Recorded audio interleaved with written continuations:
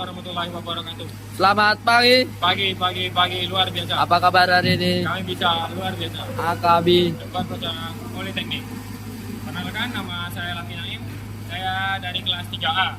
Di sini saya akan melakukan measurement tool.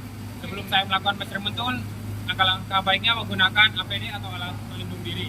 Ini seperti safety helmet, safety glove, safety shoes, dan baju protektor. Di sini saya akan membahas tentang pump grease.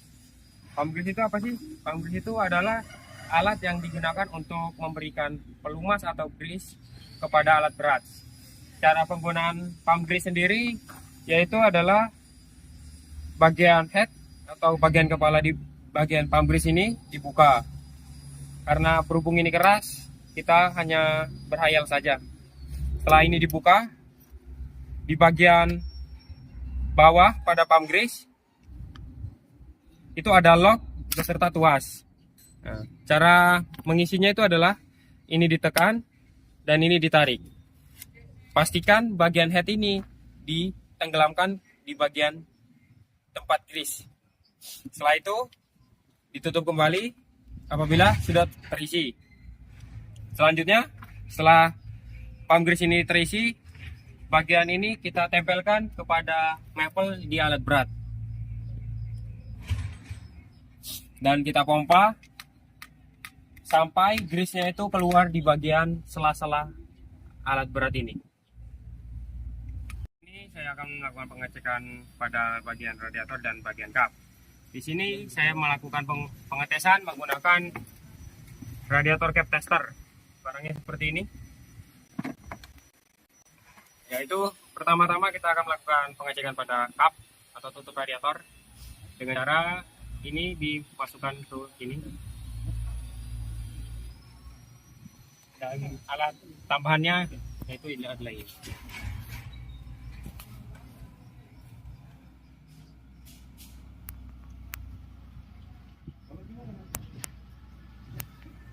Setelah itu kita melakukan pengecekan menggunakan kap tester. Setelah itu kita akan mengetesnya. Apabila jarumnya tidak mengunci di angka 5 atau 10, itu tandanya kapnya terjadi kebocoran. Selanjutnya saya akan melakukan pengukuran lagi pada bagian radiator.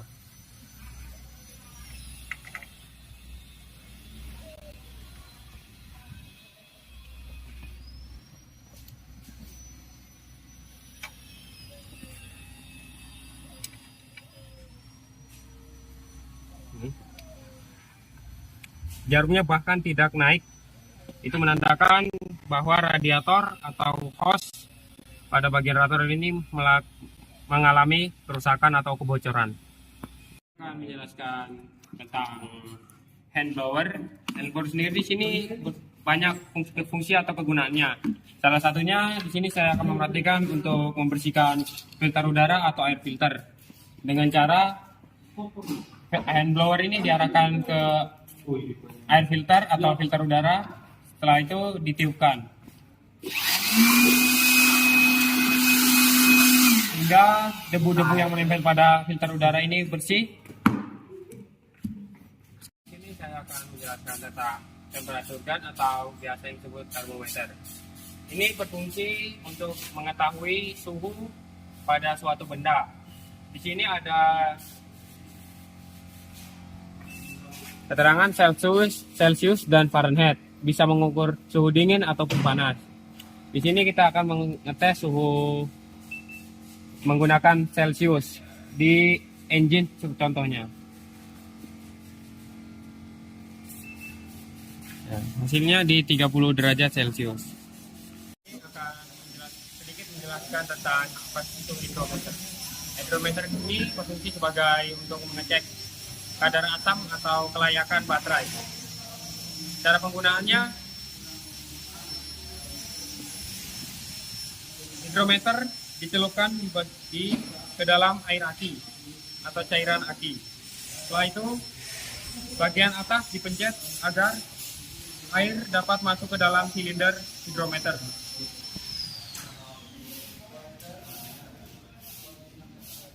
Dikarenakan alat hidrometer ini sudah rusak, jadi hidrometer ini tidak dapat lagi membaca aki. Di sini saya akan menjelaskan warna-warna di sini. Hijau di sini tandanya air masih dapat digunakan, putih masih dapat digunakan tapi harus diganti. Merah itu tandanya harus diganti. Baik, saya di sini akan menjelaskan tentang multimeter. Multimeter sendiri adalah alat ukur.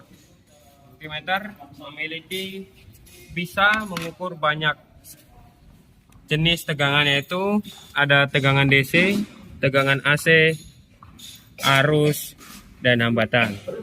Di sini saya akan mencontohkan menggunakan baterai atau mengukur tegangan DC.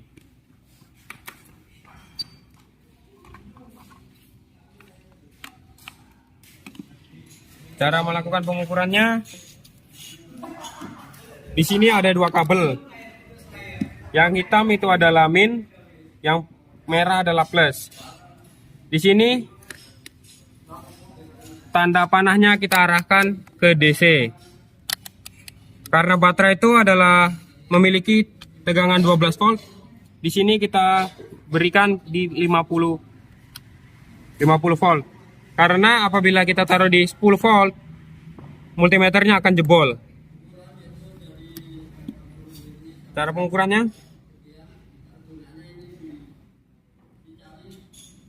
seperti ini.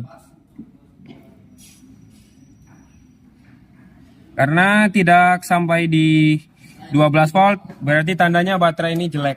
Saya di sini akan menjelaskan cara penggunaan dari filter range atau multimeter.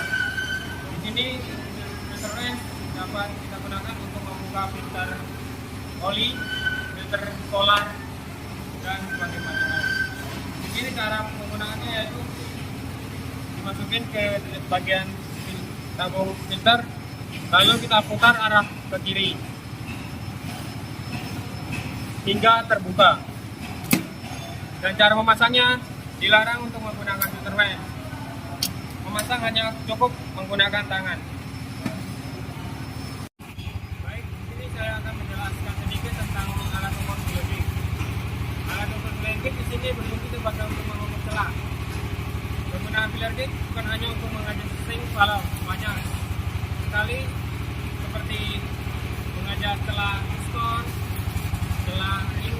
Di sini saya akan mengambil contoh untuk mengukur kerendangan valve.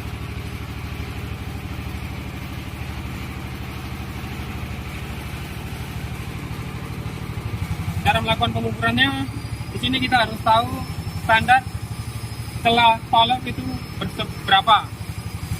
Untuk engine ini celah standarnya adalah 10 in untuk in 0,10 mm dan X-nya untuk X itu 0,15 mm.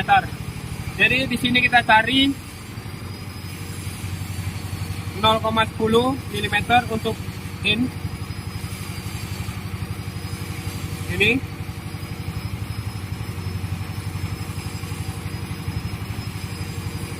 Nah, apabila terlalu rapat, disetel di bagian belakang rocker arm. Dan pastikan posisi silinder 1 berada di posisi free atau top. Lalu melakukan pengukuran di bagian X. X itu adalah 0,15 mm.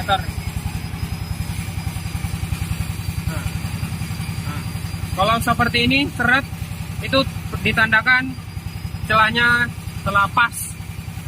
Jadi tidak perlu lagi di setel. Saya di sini akan menjelaskan tentang motherboard atau penggaris untuk mengecek kerataan pada suatu benda. Di sini saya akan mengukur kerataan meja kelas. Cara penggunaannya, di sini ada bagian bawah itu buat magnet. Apabila bagian bawah itu besi. Dan penggunaannya gini. Kita mengecek bagian gelembung di bagian tengah. Apabila gelembung itu berada di bagian tengah, berarti meja ini sangat presisi. Nah, itu bagian untuk mengukur bagian bawah. Adapun untuk mengukur bagian ini, caranya yaitu adalah seperti ini. Mengukur tembok. Nah, gelembungnya apabila berada di bagian tengah, itu berarti tembok untuk meja las ini sangat lumayan presisi. Baik, selanjutnya saya akan menjelaskan push-pull scale. Push-pull scale sendiri di sini digunakan untuk mengukur gaya tarik dan gaya dorong. Di sini memiliki banyak mata. Apabila ingin mengukur gaya tarik, dipasang. Apabila ingin mengukur gaya dorong, di sini banyak untuk bisa diganti menggunakan ini dan ini.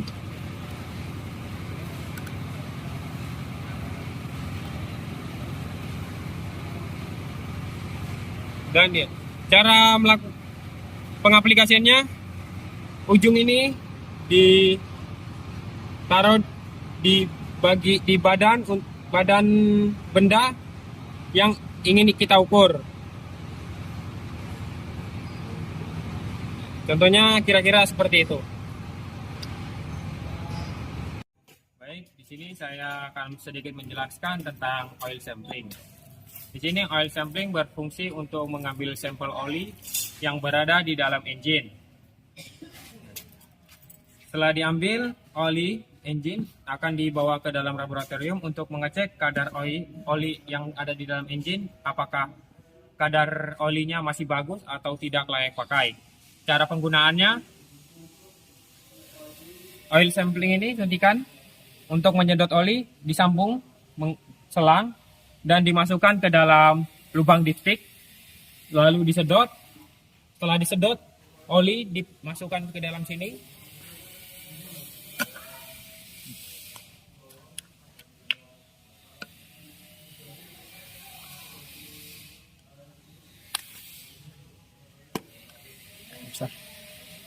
Dimasukkan ke dalam sini. Setelah itu, setelah kita mendapatkan sampel oli yang ada di engine, botol ini kita bawa ke dalam laboratorium dan hasilnya kita tulis di sini. Baik, di sini saya akan memberi penjelasan sedikit tentang engine compression tester.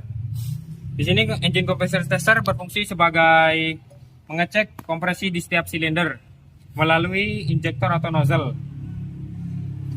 Cara penggunaannya, yang pasti engine compressionnya dan maple sebagai alat bantu yang ditancapkan di injektor.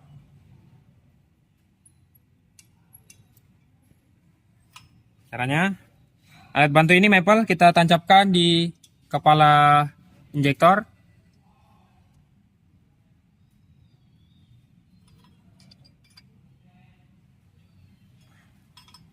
Selanjutnya, engine compression tester kita tancapkan ke bagian maple. Setelah ditancapkan, rangkaian telah kita rangkai, engine di starter hingga jarum ini naik dan kita akan mendapatkan hasil dari kompresinya. Terus angka yang kita ambil adalah angka tertinggi. Jadi engine di starter terus hingga jarum ini tidak naik lagi atau tidak nambah angkanya. Di sini saya akan sedikit menjelaskan tentang water quality tester. Di sini barangnya seperti ini. Alat ini berfungsi untuk mengukur kualitas air. Di sini dapat mengukur TDS, EC, pH, sal dan temp. Di sini saya akan mencontohkan untuk mengukur pH. Di sini ada air. Cara penggunaannya itu sangat mudah. Bagian bawah dari water quality dicelupkan ke dalam air.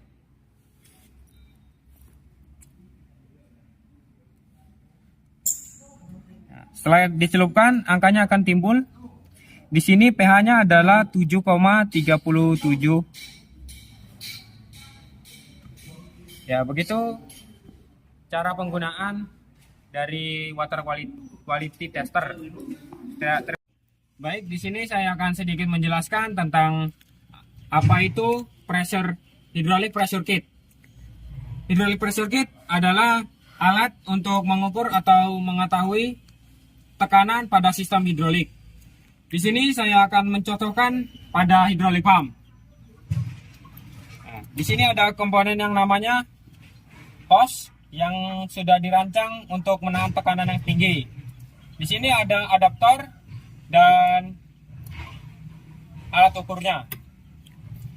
Nah, adaptor ini kita tancapkan di bagian hydraulic pump, yaitu ada di bagian sini. Syaratnya adalah kita harus mencopot dulu hose-nya, baru kita pasang adaptornya. Nah, anggaplah adaptor ini sudah kita dipasang di hydraulic pump. Nah, engine kita hidupkan. Setelah itu otomatis engine hidup memutar hydraulic pump dan akan timbul angka di bagian sini. Apabila jarumnya berhenti atau ngestak, berarti tekanannya maksimal di situ. Di sini saya akan sedikit menjelaskan cara penggunaan dari baterai health checker. Di sini saya akan mencontohkan di baterai motor atau aki motor. Di sini kedua kabel, yang merah ditancapkan di plus aki dan yang hitam dipasang di min aki. Nah, baterai checker di sini sudah hidup.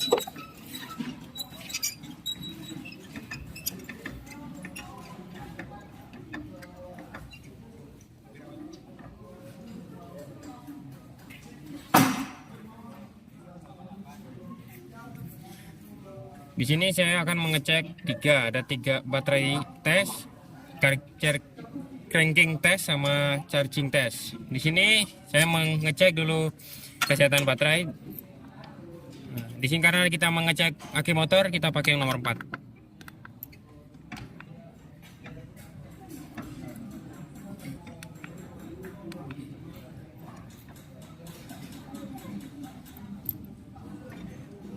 Nah, di sini hasilnya baterainya masih 100%, charge-nya 98%. Nah, jadi dinyatakan baterai ini masih sangat-sangat sehat dan atau sangat-sangat bagus.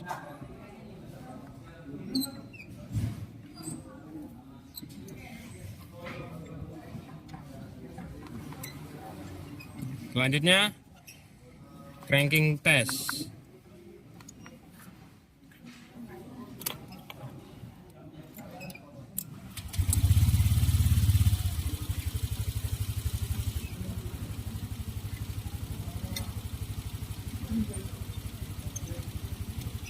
Di sini time-nya 3500 dan crankingnya normal di angka 10,97 volt. Nah, selanjutnya charging test.